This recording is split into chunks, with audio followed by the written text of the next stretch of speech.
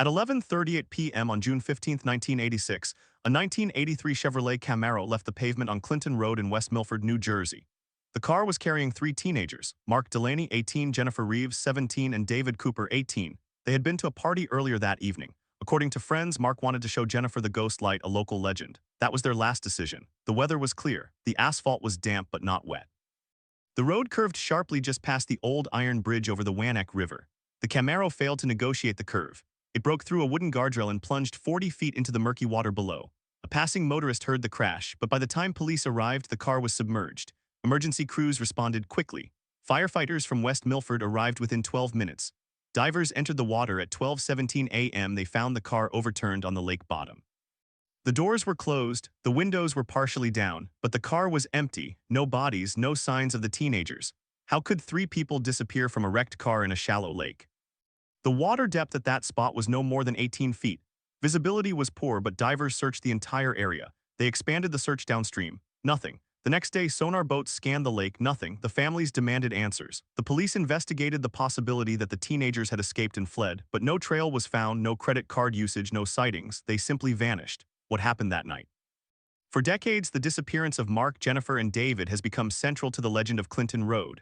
The road itself, a winding 10-mile stretch through the New Jersey highlands, had long been known for strange occurrences. Ghost lights, phantom vehicles, a dark figure known as the Jersey Devil, or a ghostly man in black. But this was real.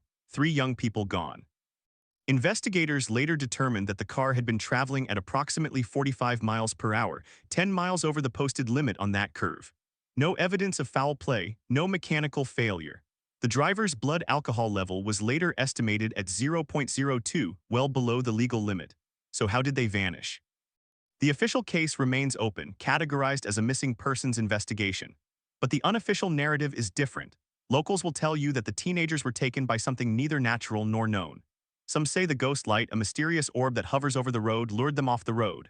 Others claim the dead boy of Clinton Road, a ghost of a young motorcyclist killed in the 1970s, appeared to them, causing the crash. This story matters because it represents one of the most persistent mysteries along America's haunted roads. But it is not alone. Across the country, stretches of asphalt carry histories of death, disappearance, and unexplained encounters. These roads are not simply dangerous because of sharp curves or poor maintenance. They are dangerous because of what people report seeing: apparitions, sudden chills, headlights that approach and then vanish, voices in the dark. The investigation into the Clinton Road disappearance eventually stalled. The case file remains in the West Milford Police Department, nearly 4 decades old.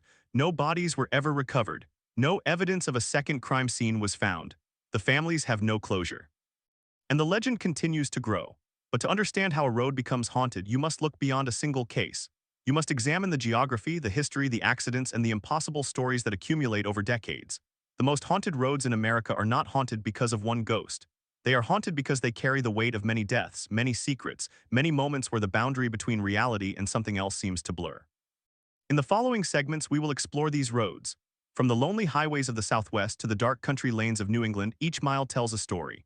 But for now, let us remain on Clinton Road, where at 11:38 p.m. on June 15, 1986, 3 teenagers drove into a mystery that has never been solved. What happened? The official answer is simple: they crashed into a lake and disappeared.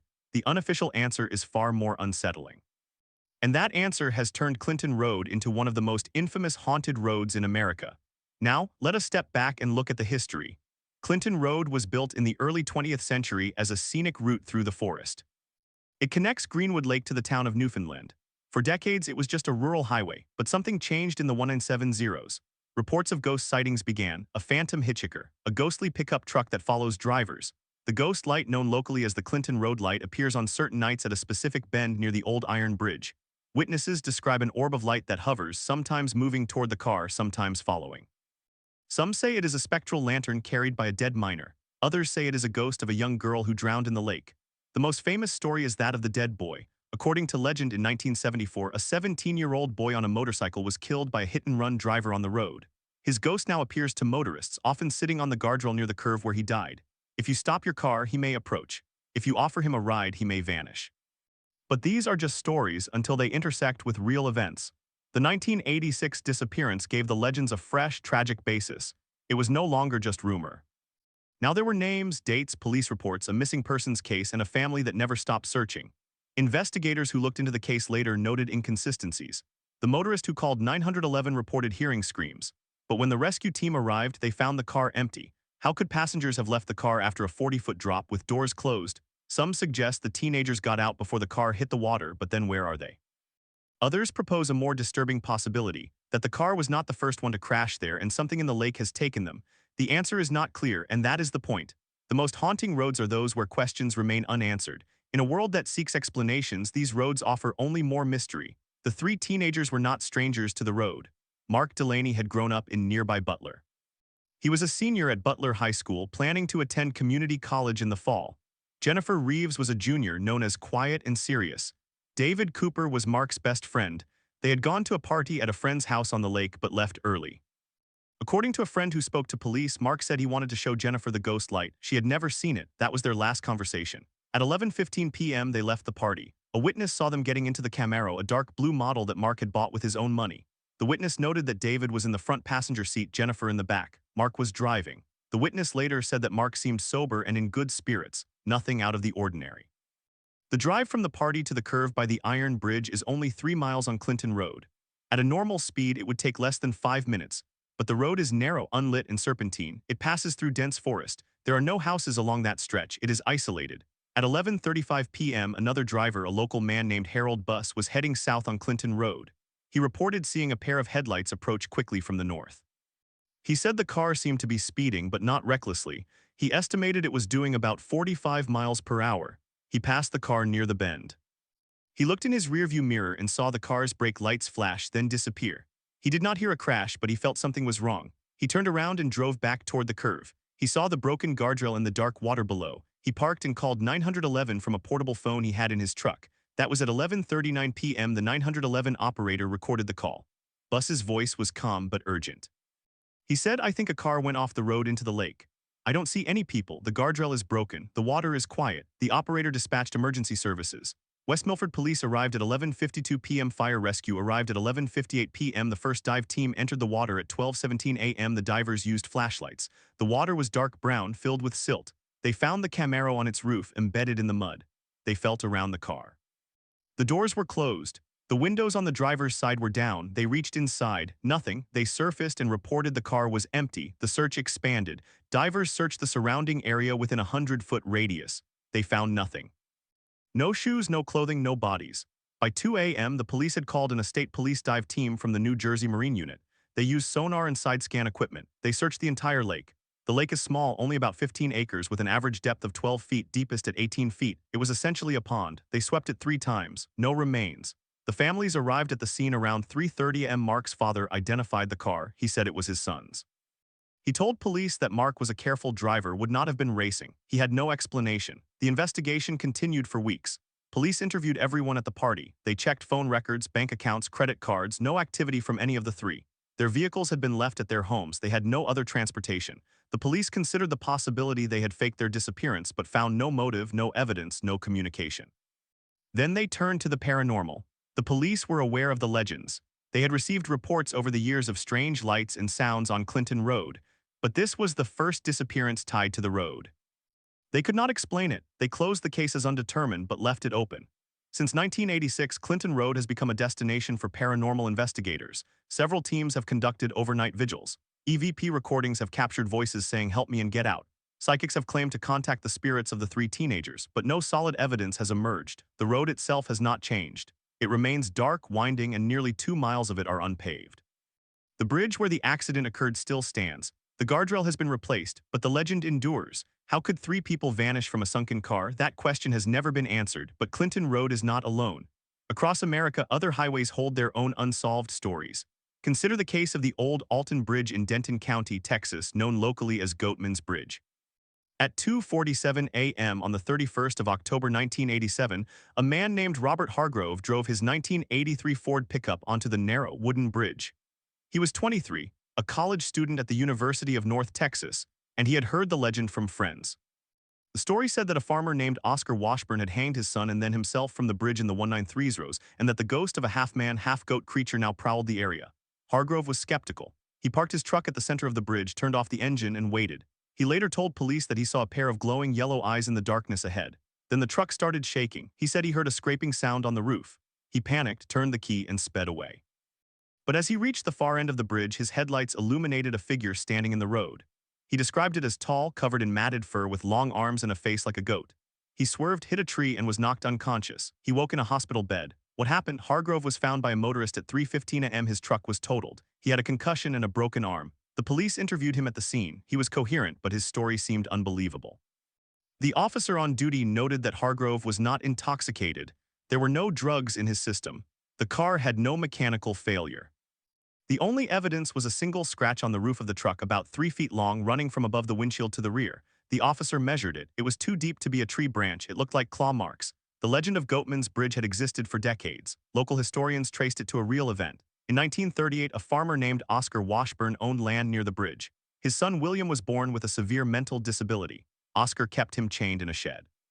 Neighbors said William sometimes escaped and roamed the area, scaring people. In 1939, William died of pneumonia. Oscar, overcome with guilt, hanged himself from the bridge, but the body of William was never found. Some said Oscar had killed him and hidden the remains.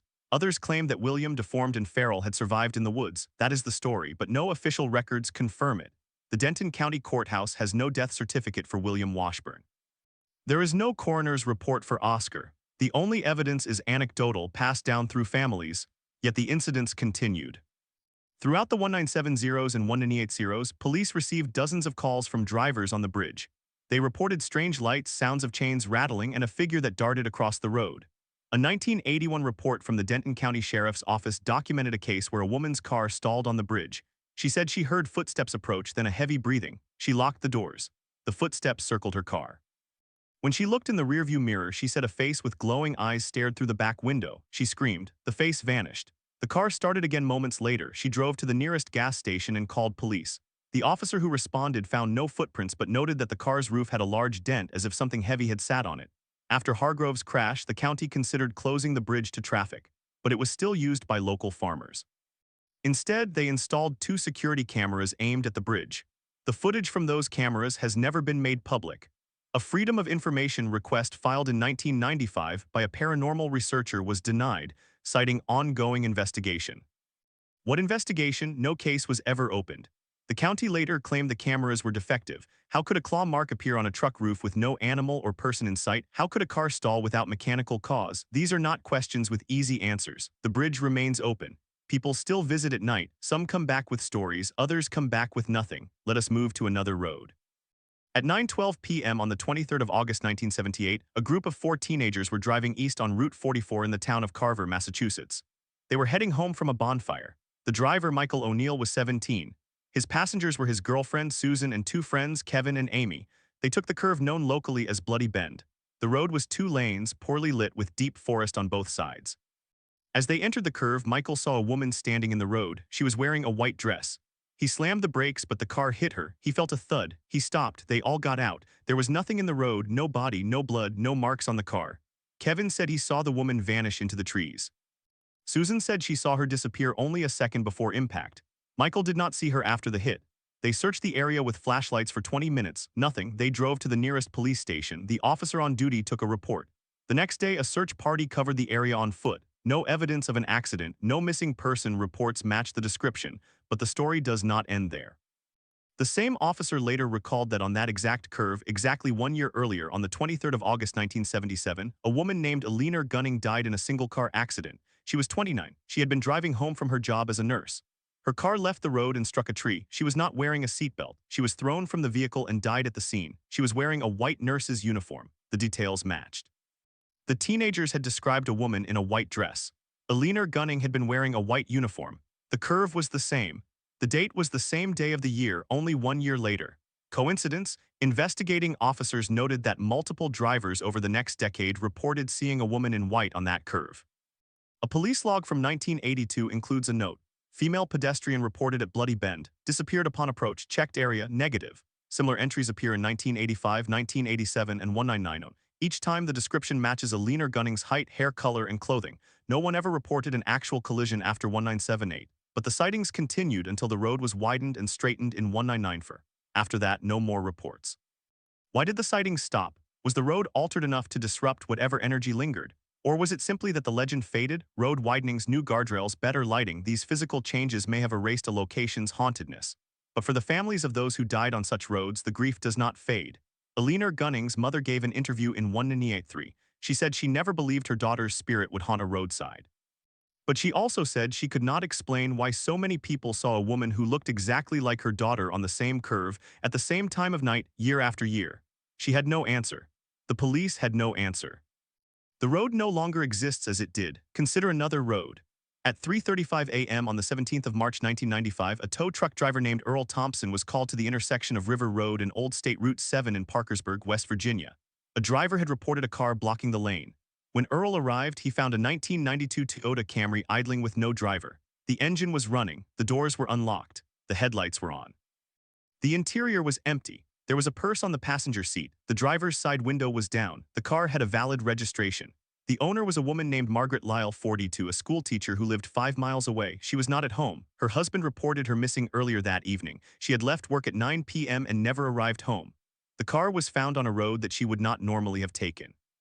It was a dirt road that led to the abandoned Blair Mine, a site known for local legends of ghostly miners and a phantom light that hovers near the entrance. Earl called the police. Officers arrived at 3:45 a.m. They searched the area with flashlights. They found footprints leading from the driver's side door into the woods. The footprints were small, consistent with a woman's shoe. They followed them for about 200 yards. The tracks stopped abruptly at a clearing. There were no other tracks. The woman had simply vanished. A search with dogs began at dawn. The dogs lost the scent at the edge of the clearing. It was as if she had been lifted away. The case remains open. Margaret Lyle's husband later said she had been under stress. She had recently visited a psychic who told her she was sensitive to spirits. She had mentioned wanting to see the Blair Mine ghost light. That night she had told her husband she was going for a drive to clear her head. She never returned. The Blair Mine ghost light has been reported since the 193s. Miners died in a cave-in in the 190s. Their spirits were said to wander the hills. The light appears as a flickering orb, sometimes red, sometimes white. Witnesses say it moves along the ridge above the mine entrance. Some have seen it descend toward the road. Margaret Lyle may have gone to see it. She may have been drawn in. The official investigation concluded that she likely got lost in the woods and succumbed to exposure, but her body was never found. A search team of 50 volunteers covered the area for 3 weeks. They found nothing. The clearing where her footprints stopped had no signs of a struggle, no animal activity, no clothing, no bones. It was a dead end. The case was closed as missing, presumed deceased. But every year on the anniversary, her husband places a lantern at the clearing. He says he sometimes sees a light flicker in response. What connects these roads? They are not special because of the legends alone. They are special because real people have disappeared, died, or encountered something they could not explain. The roads themselves are neutral. They are strips of asphalt, gravel, and earth. But the human stories become embedded. A car crash in 1977 leaves a residual image. A suicide in 1939 creates a specter. A disappearance in 1995 turns a clearing into a mystery. Authorities are limited. They investigate as far as evidence allows. But when evidence runs out, they close the case. That leaves the stories to grow. And they do grow. They become warning tales parents tell their children. Do not drive down that road at night. Do not pick up hitchhikers. Do not stop if you see a light. The warnings are not always based on paranormal belief. They are based on the fact that something happened, something unexplained, something that the system could not solve. Consider the pattern. In the Germanwings crash, the system failed to detect a pilot's mental health crisis. In Clinton Road, the system failed to find 3 teenagers who vanished from a submerged car. On Goatman's Bridge, the system failed to explain claw marks on a truck roof. On Bloody Bend, the system failed to account for a phantom figure. At Blair Mine, the system failed to locate a missing woman. These failures are not criticisms of police or investigators. They are reminders that reality sometimes resists classification. Every haunted road has a foundation in a real event. The emotional weight of a death or a disappearance can linger. Whether that weight manifests as a ghost, a light, or a repeating phantom car is open to interpretation, but the weight is real. In the 190s, a researcher named Dr. Helen Waters, a folklorist at the University of Virginia, studied 50 haunted roads across America. She cataloged common themes: a phantom hitchhiker, a ghostly car that pursues or disappears, a weeping woman, a crying child, a headless figure. She found that in nearly 40% of cases, the legend was tied to a documented fatal accident. The remaining 60% were vague. She concluded that the legends function as a form of collective memory, a way for communities to process tragedy that official narratives cannot capture. For example, the story of the ghostly child of Route 9 in New York State. On the night of the 12th of September 1964, a 5-year-old boy named Tommy Russell was struck and killed by a hit-and-run driver on a remote stretch of Route 9. The driver was never found. The boy's mother, a widow named Frances Russo, died of a broken heart a year later. Within a decade, drivers began reporting a small boy standing at the side of the road near the spot where Tommy died. He would wave. If a driver stopped, he would disappear. The reports were so frequent that the state police issued a notice advising drivers not to stop for children on that road after dark. The notice was not a belief in ghosts. It was a practical response to a pattern of inexplicable occurrences. A 1975 report by the New York State Department of Transportation analyzed accident data on Route 9 near the site. It found an abnormally high number of single-car accidents at that precise curve. Drivers reported swerving to avoid something in the road, then losing control. The report recommended improved lighting and guardrails. After those improvements, the accidents decreased. The ghost sightings also decreased but did not stop entirely. The last recorded sighting was in 2008. What does that tell us? The physical environment plays a role. It is easier to imagine a ghost on a dark curve with no lighting. When the environment changes, the story changes, but not always. There is a road in southeastern Oklahoma called the Devil's Backbone, a narrow ridge road that winds through dense forest. At 11:30 p.m. on the 13th of June 1972, a man named Clarence Hartley was driving his 1969 Chevrolet pickup north on that road. He was a logger, 47 years old, married with 3 children. He had been working late. As he came around a blind curve, he saw a figure in the middle of the road. He said it was a man wearing a leather apron and a miner's cap. The figure raised a hand. Clarence swerved. His truck flipped down an embankment. He survived with minor injuries. When he climbed back to the road, he saw nothing, but he noticed a strange smell like sulfur and damp earth. He walked to the nearest house a mile away and called the sheriff.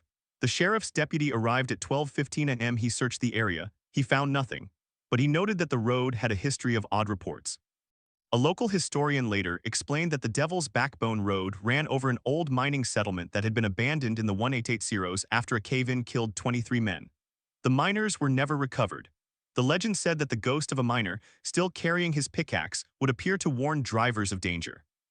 Clarence Hartley had no prior knowledge of that legend. He was not from the area. He had moved to Oklahoma only a year earlier, yet his description matched the historical accounts. The accident was investigated. The road was found to be safe, no mechanical issues, no animals in the area. Clarence Hartley was not impaired. He was a reliable witness. The sheriff's report, filed under case number 7289, concluded, driver reportedly swerved to avoid an object in the roadway. No object found, cause undetermined. These cases accumulate. They form a landscape of unresolved incidents. The road becomes a repository of both tragedy and wonder, and for every story that reaches a local news station, there are dozens that remain in police files unexamined. Consider the speed of these events. They happen in seconds. A headlight catches a glimpse, a tire slips, a car goes off the road, a figure vanishes. By the time investigators arrive, the scene has changed. The rain has washed away tracks. The light of headlights has shifted shadows. The human mind tries to reconstruct, but memory can be unreliable. The only constant is the road itself. In the end, what is the cost? For the families of the missing, the cost is permanent uncertainty. The case of the Clinton Road teenagers remains open. Mark Delaney's mother, in a 2001 interview, said she still watches for his car on the road. She knows it is impossible, but she cannot stop. Margaret Lyle's husband still goes to the Blair mine clearing every year. He said he never believed in ghosts before. Now he is not sure what he believes. That uncertainty is its own kind of haunting. America's haunted roads are not fiction. They are places where the boundaries between the living and the dead, the explainable and the inexplicable, have been tested. And every time a driver stops at a guardrail, looks into the dark water, or pulls over for a figure on the side of the road, they are entering an unresolved story. They are adding their own moment to the timeline. The official files may be closed, but the roads are still open, and the stories continue. Consider the case of Route 44 in Rehoboth, Massachusetts. At 9:47 p.m. on the 17th of November 1944, a 1950 Ford sedan driven by a salesman named Arthur Morse was traveling southbound. He was returning from a business meeting in Taunton. The road was clear. The weather was cool and dry. As he rounded a curve near the junction with Route 118, he saw a young woman standing at the side of the road. She was wearing a white dress. She was not wearing shoes. Her hair was wet. Morse slowed down and pulled over. The woman approached the passenger window. She did not speak. She opened the door and climbed in. Morse asked if she needed help. She nodded. He asked where she was going. She pointed ahead. He drove about half a mile. Then he looked over. The seat was empty. The door was closed. He had not stopped again. He had not felt the door open. The woman had vanished. Morse was a practical man. He had been a Marine in World War I. He did not believe in spirits. He reported the incident to the Rehoboth police the next day. The desk sergeant took a report. The officer noted that Morse was sober, coherent, and visibly shaken. The report, filed under case number 44108, was forwarded to the state police for review. Nothing further was found, but the story did not end there. Over the next 30 years, more than a dozen drivers reported picking up a young woman in a white dress on that same stretch of Route 44. She would climb into the vehicle, sit silently, and disappear. The descriptions matched: dark hair, wet, no shoes. In every case, the driver could not explain when or how she left. In 1967, a University of Massachusetts folklore student named Elizabeth Crane conducted interviews with 42 drivers who had encountered the ghost on Route 44. She found that the accounts were consistent in detail but varied in time of year. The most common months were October and November. She cross-referenced the sightings with local death records. She found a match. On the 14th of October 1930, a 19-year-old woman named Mary Sullivan was killed in a hit-and-run accident on that same stretch of road. She was walking to a dance. She was wearing a white dress. She was not wearing shoes because she had taken them off to walk through a wet field. The driver never stopped. Her body was found by a farmer the next morning. The case was never solved. Mary Sullivan's grave is in a small cemetery 2 miles from the site. After the ghost sightings became widespread, the cemetery caretaker reported that her headstone was frequently covered in fresh flowers, even in winter. No one knew who left them. The flowers had no cards. The caretaker checked the cemetery records. Mary had no living relatives. The flowers appeared for decades. They stopped in 1982 when the headstone was replaced after a crack. The question, of course, is whether the ghost sightings are a product of collective suggestion or a genuine phenomenon. The police never officially endorsed the idea of a ghost, but they did issue a bulletin in 1953 warning drivers not to stop for hitchhikers on Route 44 after dark. The bulletin was not about the supernatural. It was about safety. But the wording acknowledged the pattern: suspicious individuals reported in the area. That was the official line. Now consider a different kind of haunting. A road where the ghost is not a person but an entire vehicle. At 2:15 p.m. on the 12th of July 1968, a family of 4 was traveling north on Old Highway 99 near Bakersfield, California. The father, Robert Gentry, was driving a 1966 Chevrolet Impala. His wife, Patricia, sat in the front passenger seat. Their 2 children, ages 9 and 7, were in the back. They were heading to a family reunion in Fresno. The journey should have taken 2 hours. They never arrived. At 4:30 p.m., the host of the reunion called the Bakersfield police. The Gentry family had not appeared. The police checked hospitals, no records. They checked the highway patrol. No reports of an accident. The next morning, a farm worker named Louis Ortega found the 1966 Chevrolet Impala parked on a dirt road a quarter mile off Old Highway 99. The car was undamaged. The doors were unlocked. The keys were in the ignition. The family's luggage was in the trunk. There was no sign of struggle, no blood, no footprints leading away from the car. The only odd detail was a cassette tape on the dashboard. Inside the tape, there was a recording of a man's voice speaking in a language that no linguist at the time could identify. The tape was analyzed by the Federal Bureau of Investigation in 1969. They concluded it was not a known language. It was not a hoax. It was a recording of what sounded like a conversation, but the words were unintelligible. The FBI file remains classified as part of an ongoing investigation. The Gentry family was never found. The case was closed in 1975 as a disappearance of unknown cause. But the story did not stay closed. In the years that followed, multiple drivers on Old Highway 99 reported seeing a ghostly 1966 Chevrolet Impala driving slowly along the road. The car would appear out of fog. It would drive for a few hundred yards, then vanish. Sometimes the car appeared to be occupied by 4 figures. Sometimes it was empty. In 1982, a California Highway Patrol officer named Frank Del Rio reported seeing the car while on patrol. He said he blinked and it was gone. He checked the area. No tire marks. No debris. His report, filed under case number 804, was marked as an unexplained visual encounter. How could this have happened? The official investigation into the Gentry case had no theories. The FBI suspected foul play but found no evidence. The cassette tape was a mystery. The language was later compared to glossolalia, or speaking in tongues, but that did not explain the disappearance. The condition of the car suggested the family had pulled over willingly. Why? How? The questions have no answers. The road itself became a magnet for paranormal investigators. In 1990, a team from the University of California, Davis, conducted a study of electromagnetic anomalies along that stretch of Old Highway 99. They found unusual fluctuations in the magnetic field at the exact spot where the Impala was found. The fluctuations could not be explained by any known geological or man-made source. The study was published in a small journal of anomalous phenomena. It was not widely accepted. The ghost car sightings continue. The last verified report was in 2019 from a truck driver named Harold Sims. He said he saw the car, tried to pass it, and then it disappeared.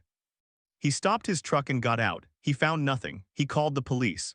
The dispatcher said they were aware of the reports and advised him to continue his route. That was the extent of the official response. Now switch to a road in rural Virginia. Route 29 between Lynchburg and Danville is a 2-lane highway that cuts through rolling farmland. On the evening of the 21st of October 1956, a young woman named Eleanor Wells was driving home from a church social. She was 22 years old. She was engaged to be married. Her car, a 1955 Plymouth, ran off the road near a sharp curve known locally as the Devil's Turn. The car flipped 3 times and landed in a creek. A leaner was killed instantly. The accident was ruled a result of excessive speed. No alcohol was involved, no other vehicles. Within a year, drivers began reporting a woman in a white dress standing near the curve. She would look at cars. Some drivers said she appeared to be asking for help. Others said she simply watched. In 1959, a farmer named James Carter saw her so clearly that he stopped his truck and got out. He said she turned and walked into the woods. He followed her for about a quarter mile. Then she vanished. He searched the area. He found nothing. He later told a reporter that he felt a cold wind even though it was a warm night. The story was covered by the Lynchburg News. The article, published on the 14th of November 1959, quoted a state police spokesperson saying they had received multiple reports, but could not confirm anything of a supernatural nature. The ghost of Eleanor Wells, as she became known, was the subject of a 1975 study by a psychology professor at Washington and Lee University. Dr. Harold Sims, no relation to the truck driver from the ghost car case, interviewed 47 people who claimed to have seen the woman. He found that the sightings occurred most frequently in October, around the anniversary of the crash. He also found that a significant number of drivers had swerved to avoid her, causing minor accidents. The state police logged at least 12 such accidents between 1960 and 1997. None were fatal. Dr. Sims concluded that the sightings could be explained in part by optical illusions created by fog, shadows, and the curve's geometry. But he also noted that the consistency of the descriptions across decades was unusual. In his paper published in the Journal of American Folklore, he wrote, "While a skeptical explanation can account for individual sightings, the persistence and uniformity of the reports across different observers, time periods, and conditions suggests a phenomenon that resists simple dismissal." The official response to the ghost of Route 29 was practical. In 1976, the Virginia Department of Transportation installed new guardrails and improved lighting at the Devil's Turn curve. The number of sightings decreased, but they did not stop. The last reported sighting was in 2005 by a college student who was driving home late at night. She said she saw a woman in white standing at the curve. She slowed down. The woman raised a hand, then disappeared. The student was so frightened that she drove 3 miles to a gas station and called her. They called the sheriff. A deputy searched the area. He found nothing. These roads share a common thread. They are places where the human mind encounters a gap between what is seen and what is known. The system of investigation, whether police or science, attempts to fill that gap. But sometimes the gap remains. There is a road in Texas called the Old San Antonio Road, also known as the Camino Real. Near the town of Nacogdoches, a stretch of this road is haunted by the ghost of a Spanish soldier. According to local records, on the 7th of March 1796, a soldier named Manuel Garcia was killed by a bandit while guarding a supply wagon. He was buried at the side of the road. The grave was marked with a simple cross. Over the next 2 centuries, drivers and hikers reported seeing a man in a Spanish military uniform standing near the site. In 1982, a Texas A&M historian named Dr. Robert K. Wallace documented 16 separate sightings from the years 1950 to 1980. He found that the descriptions matched the uniform of the Spanish cavalry in the once Zeros. He also discovered that the cross marking the grave had been removed in 1942 when the road was widened. The body was never reinterred. Dr. Wallace's report, published in the Texas Folklore Society Annual, concluded that the persistence of this legend suggests a collective memory that transcends ordinary historical documentation. In other words, the road remembers even if the records do not. Now consider the more recent phenomenon. In the age of cell phones, dash cams, and GPS, you might expect that ghosts would have a harder time existing, but the reports continue. In 2017, a driver on the Pacific Coast Highway near Big Sur captured a dash cam video of a figure standing on the side of the road at night.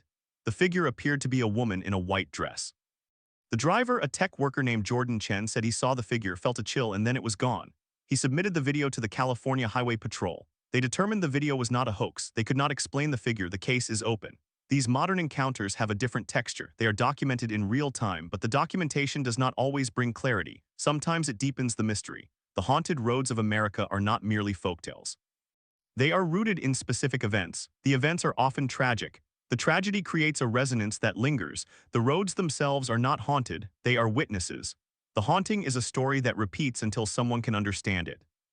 But understanding may not be possible. In the end, the roads remain. The stories remain. And for every driver who passes a dark stretch of pavement at night, there is a chance that the gap between worlds will open for just a moment. Whether that moment is real or imagined does not matter. The experience is real, the memory is real, and the road holds it all. The official files may be closed, but the roads are still open, and the stories continue. At 11:47 p.m. on the 15th of August 1978, a young woman named Mary Jo Delaney was walking along Clinton Road in West Milford, New Jersey. She was 23 years old. She had been at a party with friends. She left on foot to walk home a distance of 3 miles. She never arrived. At 2:15 a.m., her friends reported her missing to the West Milford Police Department. Officers searched the road with flashlights. They found nothing. At daybreak, a search team from the New Jersey State Police was brought in. They combed the woods on both sides of the road. They found no trace of Mary Jo, no clothing, no belongings, no sign of struggle. She had simply vanished. The case remained open but cold.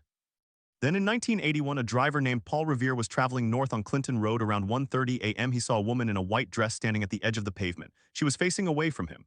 He slowed down. She turned her head. He said her face was pale and expressionless. He asked if she needed help. She did not answer. He got out of his car. When he walked around the front, she was gone. He searched the area. He found no footprints. He reported the sighting to the police. The dispatcher said they had received other similar reports from that stretch of road. Clinton Road is a 7-mile winding route through a dense forest in northern New Jersey. It is known for sharp curves, low visibility, and a lack of streetlights. Over the decades, dozens of drivers have reported seeing a woman in white standing near the milepost 6 marker. Some say she raises a hand as if to signal. Others say she simply stands still.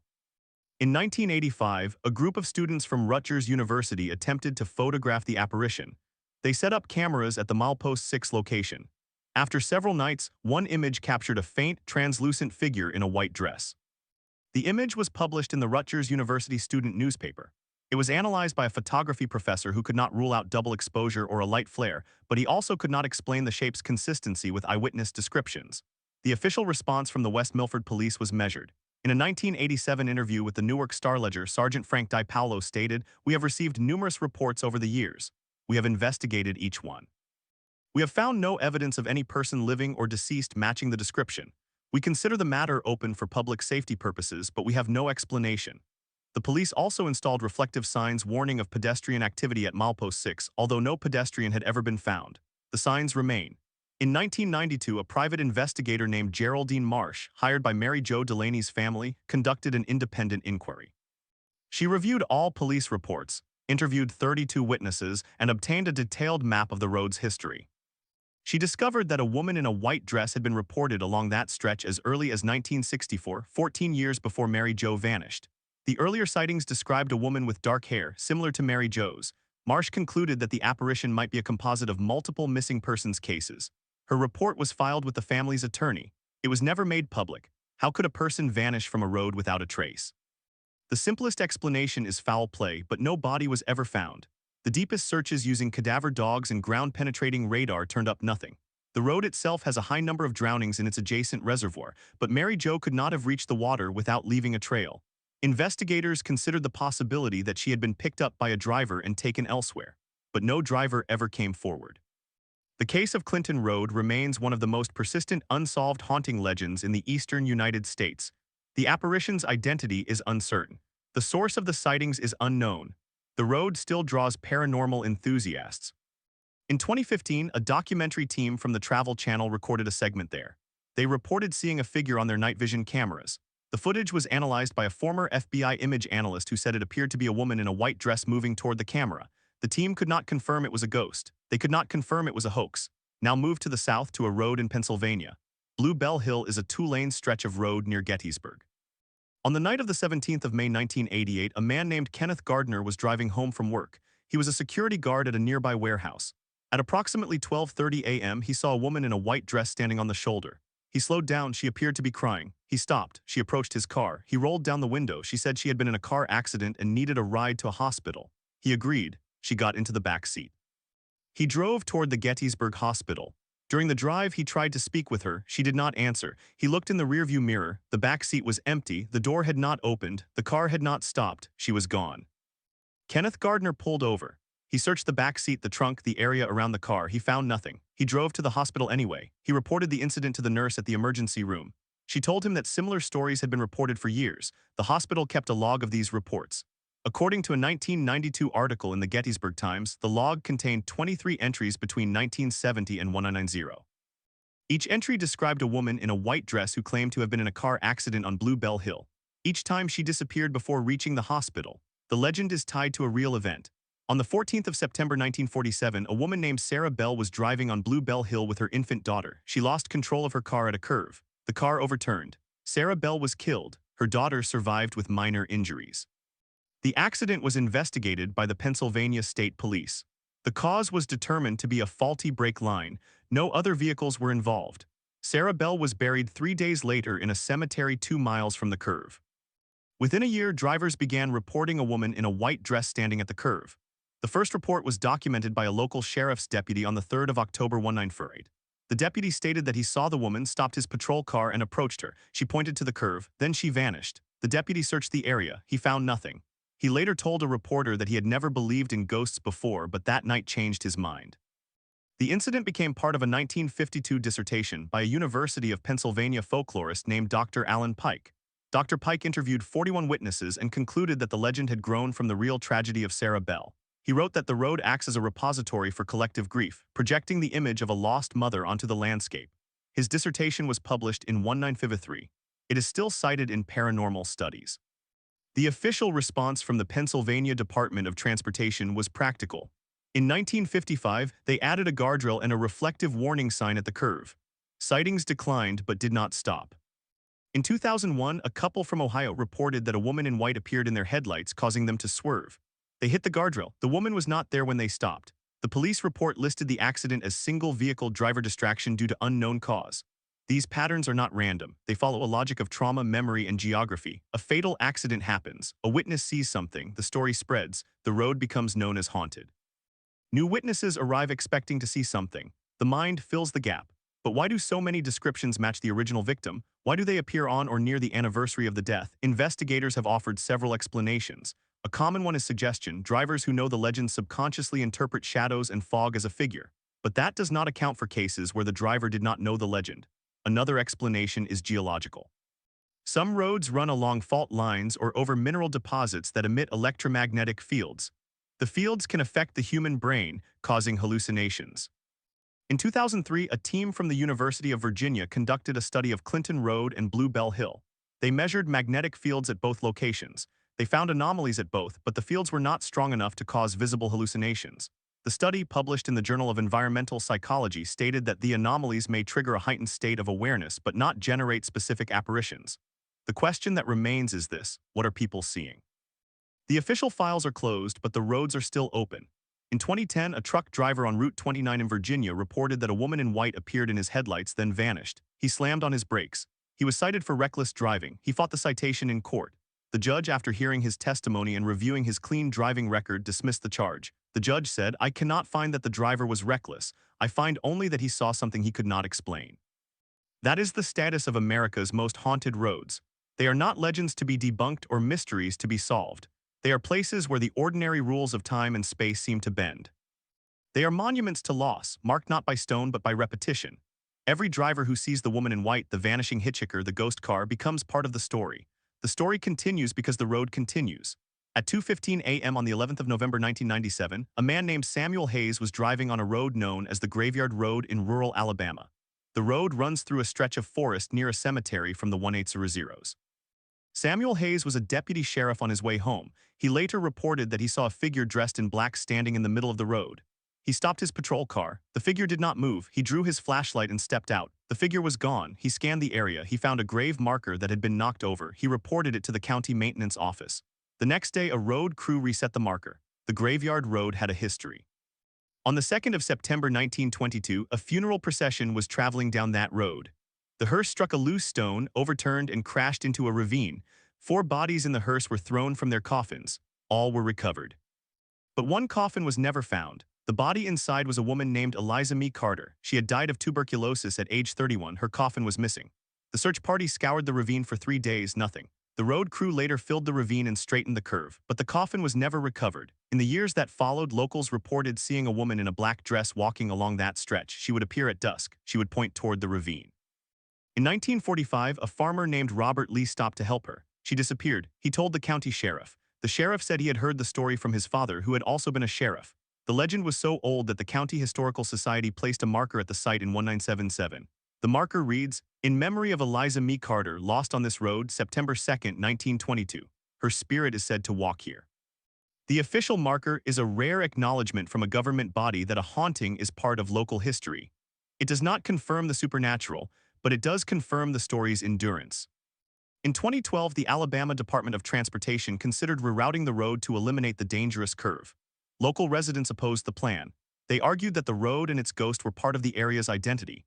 The route was not changed. These roads are not merely haunted, they are anchors for memory. They force the community to remember the dead. The dead do not stay buried in the ground. They stay buried in the asphalt, in the curves, in the headlights. At 10:34 p.m. on the 23rd of June 2018, a woman named Donna Moore was driving on Highway 17 in South Carolina near the town of Walterboro.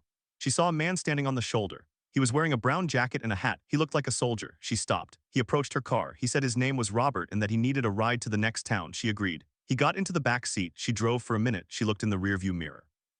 The back seat was empty. The door was closed. She pulled over. She did not find him. She called the police. The dispatcher told her that she was not the first person to report a vanishing hitchhiker on that stretch. The police had received 17 similar calls since 2003. All described a man in a brown jacket and hat. The story traced back to a specific event. On the 11th of May 1986, a soldier named Robert Jenkins was killed in a hit-and-run accident on Highway 17. He was 24 years old, stationed at nearby Marine Corps Air Station Beaufort. He was walking home from a bar when a driver struck him and fled. The driver was never found. Robert Jenkins died at the scene. His body was found by a passing motorist at 1:15 a.m. Since then, his apparition has been reported dozens of times. In 2005, a state trooper named James Brower reported that he picked up a hitchhiker matching Jenkins' description. The trooper drove toward the station. When he looked back, the back seat was empty. He checked his patrol car's dashboard camera. It showed the back door opening and closing, but no one got in or out. The tape was reviewed by the South Carolina Highway Patrol. No explanation was given. The case remains open, at least in the informal records of the patrol. These stories are not confined to rural roads. They happen on highways, suburban streets, and interstates. The common element is not the geography but the event. A life cut short, a road that becomes a stage, an audience of drivers who see something they cannot explain. The official systems, police, transportation departments, historians document the events but do not resolve them. The files stay open. The stories stay alive. What can be said with certainty? That people see what they see, that those experiences change them, that the roads remain. And that the next time you drive down a dark stretch of pavement, the gap between what is known and what is possible may open for just a moment. Whether you see something or not, the road remembers. At 11:47 p.m. on the 31st of October 1999, a Toyota Camry carrying two teenagers entered Proctor Valley Road in San Diego County, California. The road was unpaved, winding, and isolated.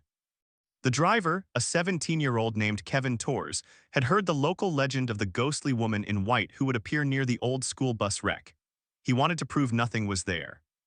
His passenger, 16-year-old Emily Reyes, recorded the drive with a camcorder. The tape shows the headlights sweeping across dry brush, dust rising from the tires. Then at 11:52 the car stops. The camera captures Kevin pointing forward. He says, "Look, right there, a woman." The tape shows a figure standing in the middle of the road, approximately 100 feet ahead. She is wearing a white dress. She does not move. Kevin shifts into reverse. The figure takes a single step forward. The car stalls. The engine restarts. Kevin turns the wheel and drives back the way they came. At 11:56, the car emerges onto the paved road. They drive directly to the sheriff's substation. The deputy reviewed the tape. He saw the figure. He asked Kevin and Emily to accompany him back to the site. They agreed. At 12:31 a.m. on November 1st, the deputy parked his patrol car at the spot. The figure was gone. He got out and searched the area with a flashlight. He found nothing. He filed a report that noted unexplained visual phenomena captured on recording. The case became part of the Proctor Valley Road file. The road had been the site of a fatal bus accident on the 14th of March 1915. A school bus carrying 32 children crashed into a ravine after swerving to avoid a deer. 21 children died. The driver survived and later claimed he saw a woman in white standing in the road just before the crash. He said she vanished as the bus left the pavement. The official accident report listed the cause as driver error, but the legend persisted. In the decades that followed, more than 50 people reported seeing the woman near the ravine. Some described her as translucent, others as solid but silent. She would always point toward the ravine. What happened to Kevin and Emily? They never returned to Proctor Valley Road. They graduated high school, moved away, and rarely spoke of the encounter. In 2015, a filmmaker interviewed Kevin for a documentary. He said, "I still don't believe in ghosts, but I believe in what I saw that night. I have no explanation for it." The camcorder tape was digitized and analyzed by a team at the University of California, San Diego. A professor of optical physics reviewed the frames. He concluded that the figure matched the ambient light and background consistency, meaning it was not a digital artifact. He also said the figure's appearance was consistent with a solid object reflecting headlights, but the motion, the single step, occurred between frames, making it impossible to determine if it was human or not. The question remained open. These roads are not merely haunted by the dead. They are haunted by the failure of systems to explain. The roadway, the vehicle, the light, the human eye, all are tested. And when they fail, the story becomes the only record left. The road itself is a witness. It holds the tires, the dust, the silence after a crash. And every driver who slows down, who looks twice, who feels a chill becomes part of that record. The official investigations close. The roads do not close, they keep their secrets. And those secrets keep coming back night after night, in the glare of headlights and the hollow space between seeing and believing.